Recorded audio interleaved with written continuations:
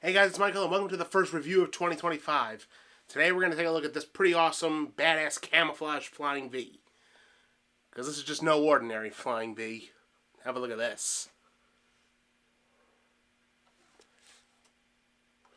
Getcha Pull. Oh yeah, the Washburn Dimebag Darrow Flying V. Getcha Pull. Got a lot to unpack here, so let's just get to it.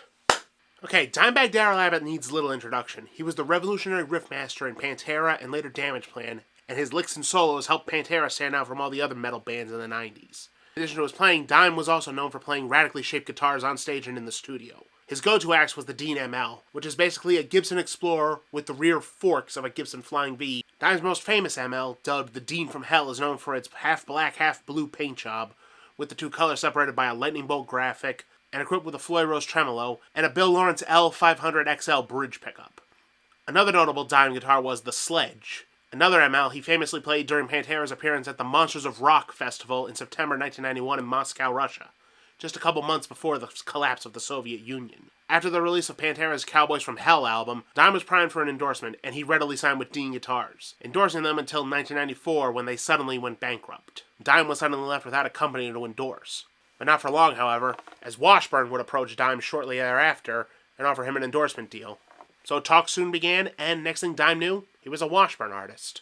And he would endorse them until 2004 when Dean relaunched. Dime had several signature models during his decade with Washburn, including the 332 and 333, basically Washburn's version of the ML, the Stealth, which is roughly the same shape but with sharper points on the ends, the Culprit, which looks similar to a Gibson Explorer or Ibanez Iceman even, and of course, the Flying V. Now, from what I can decipher, the Flying V was probably Washburn's entry-level Dimebag model, as Dime himself, of course, never played a Flying V with Pantera or Damageplan. But most likely because the Flying V shape is easier to mass-produce, Washburn was able to sell it at a lower price point.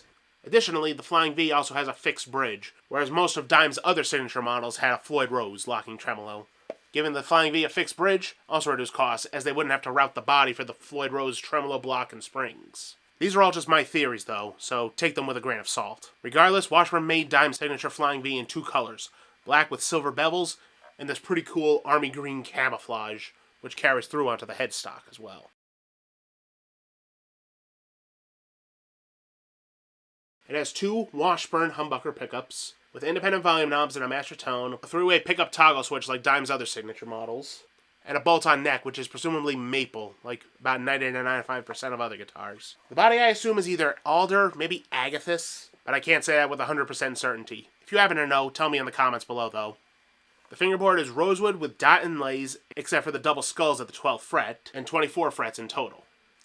And the headstock, at first glance, appears to resemble Dean's design, but a closer look reveals that the upper fork, over here, is actually slightly longer than the lower one, presumably to avoid trademark issues with Dean. And if the serial number is to be believed, this guitar was made in 2004, making it one of the last Washburn Dimebag signature models before Dime himself returned to Dean Guitars. Now, in all the B-roll footage, you might have noticed that this particular guitar has had a bit of a hard life, with all the bumps, dings, and scratches to prove it. I found a guitar just like this at Guitar Center used, damaged and all, but since all the electronics still worked, I figured I might as well get a sweet deal on a Dimebag guitar. Really all I've done with it is give it a matching camo fret wrap, and a camo DiMarzio clip lock strap, for which I had to relocate the front strap attachment to the back of the guitar on the neck joint here, as evidenced by the original hole up here. But I can overlook that for the $99 I paid for the guitar. I'm just thrilled to have a Dimebag signature model. Not to mention there's actually some pretty good specs on this guitar too. The stock Grover tuners, for example, are 18:1, which makes them extremely smooth and accurate. And Grover tuners are typically seen on high-end guitars. The stock pickups also sound pretty sick, as you'll hear in a moment. And there isn't a hint of fret sprout on any of these 24 frets. And I think those reasons are why the Washburn Dimebag Darrow Flying V now goes for insane prices on the used market, often above $500. Kind of ridiculous, though not as ridiculous as this $8,000 one I found on Reverb recently. That's just a new level of craziness. A new level of confidence. So with the history of how Dime came to have a signature Flying V out of the way, let's see how the guitar sounds clean and distorted with a few of my favorite Pantera riffs. Here goes.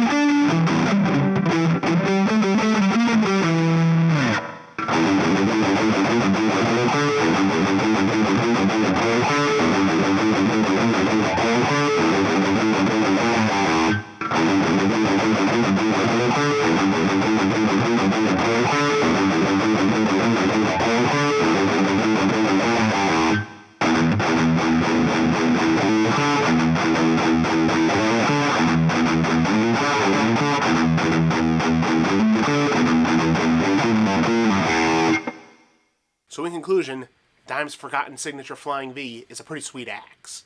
In fact, it's so good, every time I play it, I often wonder if Dean would have made Dime a Flying V. But of course, that's just my inner optimist talk, and the realist in me knows that would likely never have happened, as Dime preferred the ML, the Stealth, and the Culprit shapes. Still, I'm grateful that Washburn made Dime a signature Flying V, even if Dime himself never played it. So I hope you guys liked the video, or at least found it entertaining. Make sure you like, comment, subscribe, and turn on your notifications. And until next time, rock on. See ya.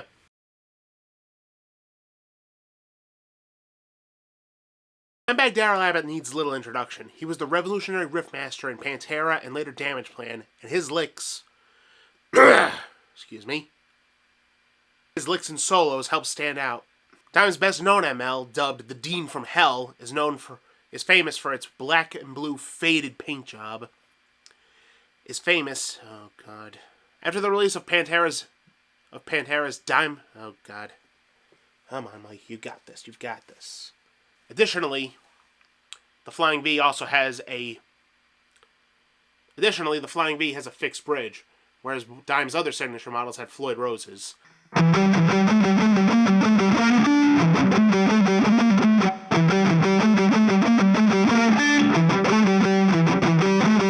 Make that motherfucker sing, baby!